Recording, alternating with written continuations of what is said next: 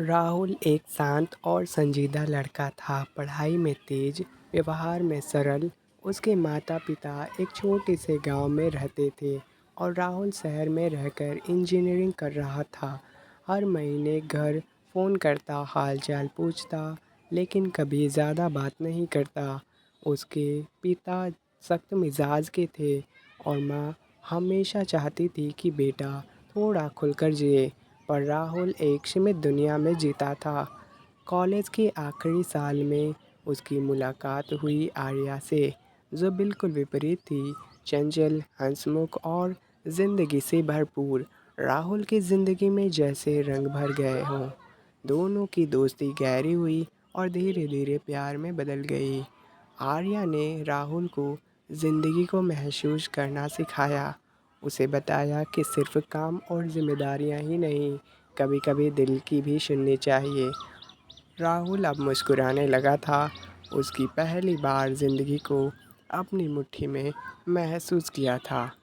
फिर एक दिन आर्या ने कहा, राहुल, क्या तुम अपने पापा से कहोगे हमारे बारे में?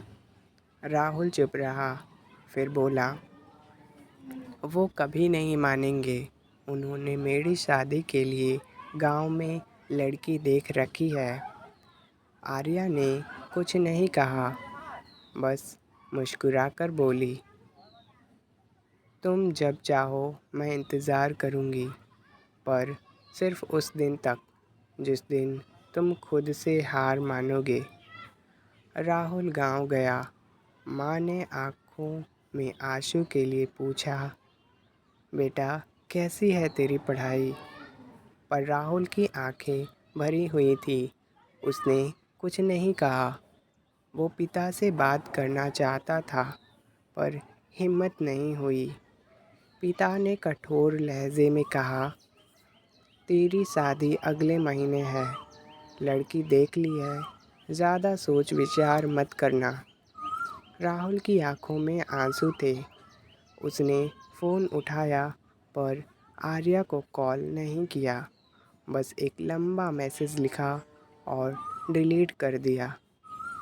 शादी हो गई। राहुल के चेहरे पर मुस्कान रखी, पर दिल टूट चुका था। पत्नी एक सीधी सादी लड़की थी, जो राहुल को बहुत मान देती थी। लेकिन राहुल अब किसी और के लिए जिया करता था। आर्या की यादें हर रोज़ उसे जगाती थी। एक साल बीता। फिर एक दिन राहुल को एक पार्सल मिला। आर्या की डायरी। कवर पेज पर लिखा हुआ था, अगर ये तुम्हें मिले तो समझ लेना मैं अब तुम्हारी दुनिया में नहीं हूँ। राहुल की आंखें अब कांपने लगी थी। उसने किताबें खोलीं। हर पन्ना सिर्फ़ और सिर्फ राहुल के बारे में था। उसके हाव भाव, उसकी मुस्कान, उसकी खामोशी, उसका डर, उसका प्यार। आखिरी पन्ने पर लिखा था, राहुल, मैंने तुमसे कभी कुछ नहीं मांगा, बस एक बार तुम्हारा साथ। अब जब मेरा शरीर मिट्टी बन चुका होगा, तब शायद तुम्हें मुझे थोड़ा समझ सको। अगर अगला जन्म हो तो खुद से मत डरना। और हाँ, मुस्कुराना मत भूलना। तुम्हारी आर्या। राहुल फूट फूट कर रो पड़ा। पहली बार उसके दिल ने आवाज़ दी, मैं हार गया आर्या। अब तुम ही नहीं हो और मैं रह गया, सिर्फ तुम्हारे बिना जीते हुए। उसने अपनी पत्नी को पूरी सच्चाई बताई। उसकी पत्नी ने बस इतना कहा, शायद यही सच्चा प्यार था। मुझे तुमसे शिकायत नहीं, बल्कि गर्व है कि तुम प्यार करना जानते हो। राहुल ने आर्या की याद में एक स्कूल खोला, आर्या स्मृति निकेतन, जहां हर लड़की को मुफ्त शिक्षा दी जाती है। वो अब हर बच्चे की मुस्कान में आर्या को तलाशता है। राहुल की ज़िंदगी अब दो हिस्सों में बँट चुकी थी। एक वो जिसमें उसका वर्तमान था, उसका घर, उसकी पत्नी और समाज की ज़िम्मेदारियाँ। दूसरा वो जिसमें सिर्फ़ आर्या थी, उसकी हँसी, उसकी चिट्ठियाँ और उसकी यादें। रात को जब सब सो जाते, राहुल किताबें निकाल कर पढ़ता। आर्या की डायरी, हर शब्द, हर पंक्ति उसकी आत्मा को झकझोर देती। वो सोचता, मैंने उसे खोया या खुद को। आर्या ने डायरी में एक जगह लिखा था, राहुल, जब तुम हिम्मत नहीं जुटा पाए थे, तब मैं रोज़ तुम्हारे लिए भगवान से एक नई हिम्मत मांगती थी। पर कभी कभी प्रेम केवल पाने का नाम नहीं होता, देने का भी होता है। और मैंने तुम्हें आज़ाद कर दिया था, बस तुमने खुद को कैद कर लिया। राहुल की पत्नी शमीरा एक सुलझी हुई लड़की थी। उसे महसूस हो गया था कि उसके पति के जीवन में कोई अधूरापन है, लेकिन उसने कभी सवाल नहीं किया। पर उस दिन जब राहुल ने पूरी सच्चाई बताई, आर्या के बारे में, अपने डर के बारे में और अपने अधूरे प्यार के बारे में, समीरा रोई नहीं। उसने सिर्फ इतना कहा, अगर तुमने सच समय पर बोल दिया होता तो शायद तुम्हारे आंसू आज मेरी आँखों से न गिरते।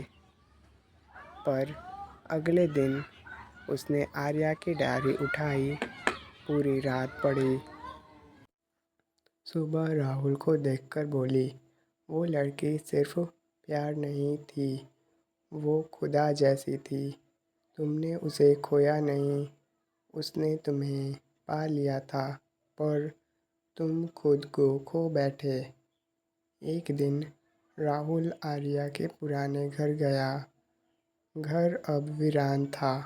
पड़ोसी ने बताया, बिटिया बहुत बीमार थी, कैंसर था उसे, पर हिम्मत की मिसाल थी। जाते जाते भी सबके लिए हंसती रही। राहुल को तब पता चला कि आर्या को सबसे पहले पता था कि उसके पास बहुत वक्त नहीं है। फिर भी वो राहुल से सिर्फ प्यार करती रही, बिना कोई दावा किए।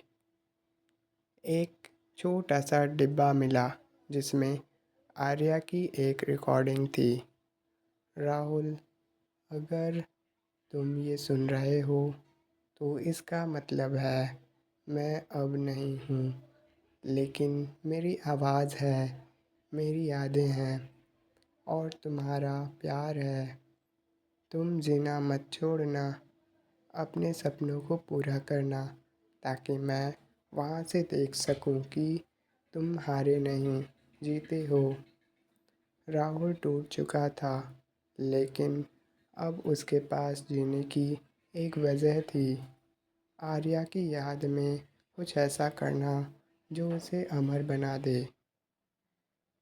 उसने गांव के पास में एक बड़ी ज़मीन ली और वहाँ एक स्कूल खोला, आर्या स्मृति निकेतन, जहाँ गरीब बच्चियों को मुफ्त शिक्षा दी जाती थी।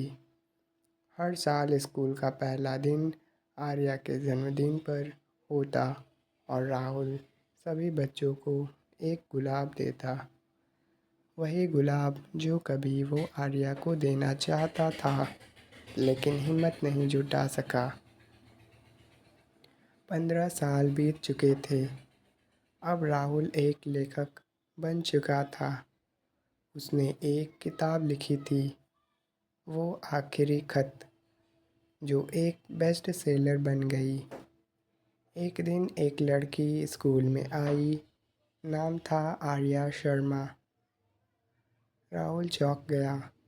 उसने पूछा, बेटा, तुम्हें किसने भेजा? लड़की बोली, मेरी माँ ने कहा था कि अगर कभी मुश्किल में पड़ूं तो इस स्कूल में जाना। उन्होंने कहा था कि यहाँ एक ऐसा इंसान मिलेगा जो मुझे सिर्फ पढ़ाई ही नहीं, जीना भी सिखाएगा। लड़की ने एक पुराना लिफाफा निकाला। उस पर सिर्फ एक नाम था, राहुल। राहुल के हाथ कांपने लगे। वो लिफाफा वही था, वही हस्तलिपि, वही सुगंध, आर्या की। उसने खत खोला। अगर मेरी बेटी कभी इस दुनिया में अकेली हो जाए तो मैं उसे तुम्हारे पास भेज रही हूँ, जैसे तुमने मुझे जीना सिखाया वैसे ही उसे सिखाना। क्योंकि एक आर्या गई है, पर दूसरी अब तुम्हारी ज़िम्मेदारी है।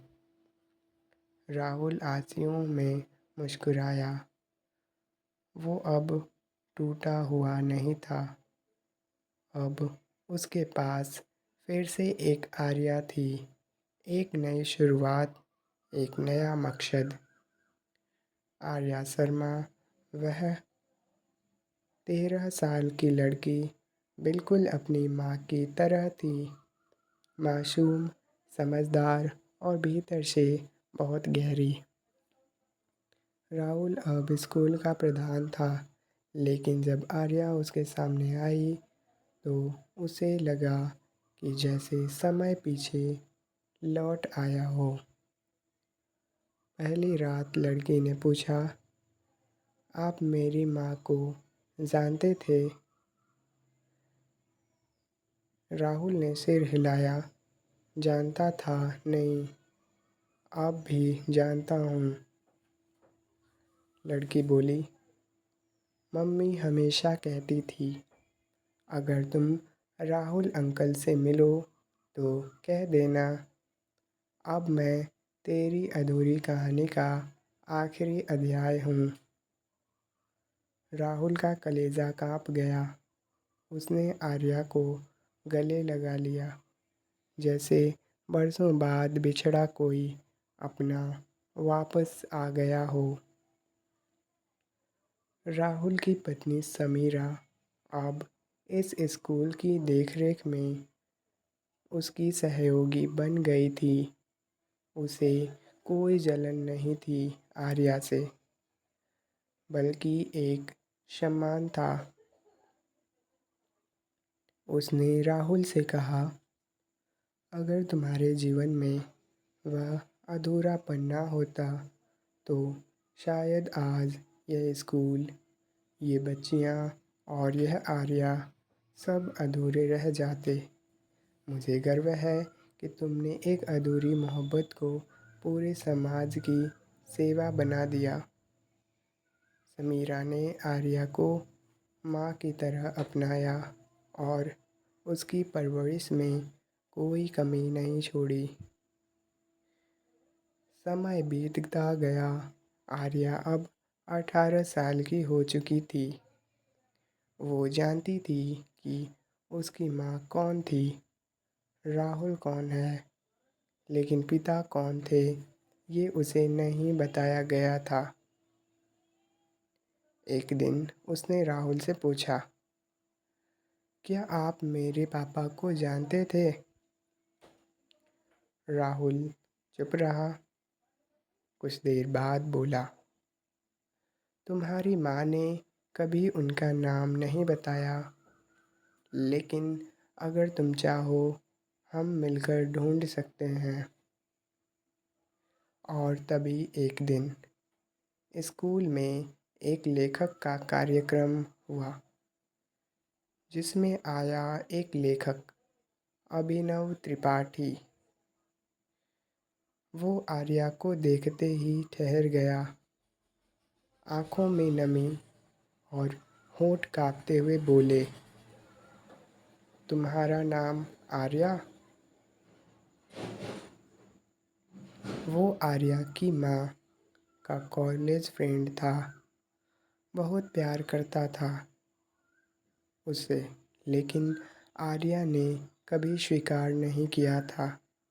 जब उसे कैंसर हुआ, उसने अभिनव को चिट्ठी लिखी थी जिसमें लिखा था, अगर मैं ना रहूं और मेरी बेटी कभी तुम्हारे सामने हो तो उसे बताना कि उसका जन्म किसी कमज़ोरी का नहीं बल्कि एक हिम्मत की निशानी है।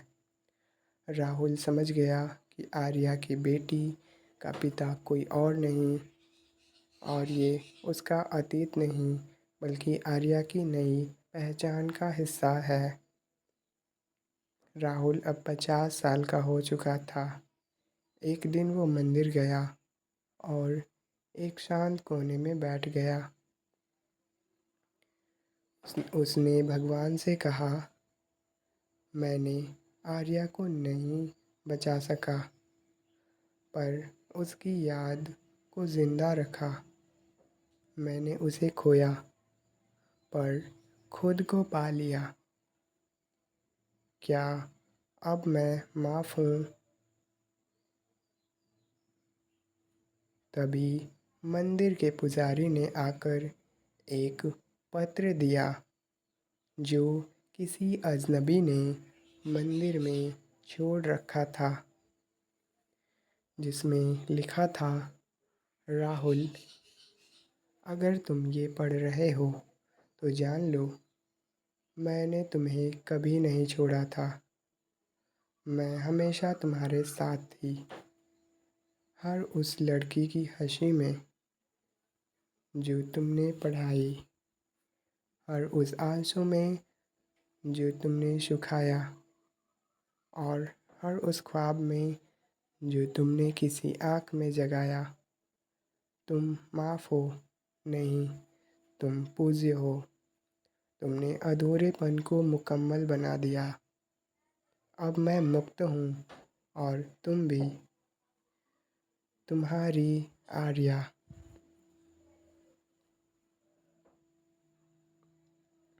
आज स्कूल की सालगिरह थी।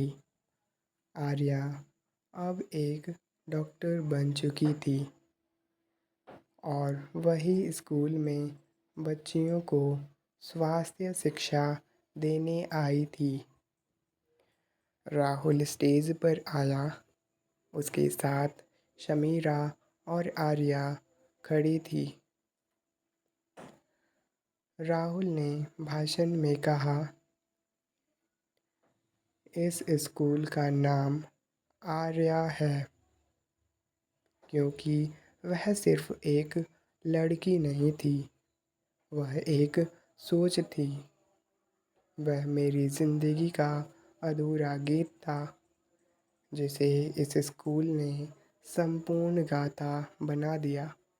मैं चाहता हूँ कि हर बच्ची इस देश की आर्या बने, जो टूटे नहीं बल्कि दूसरों को जोड़ दे।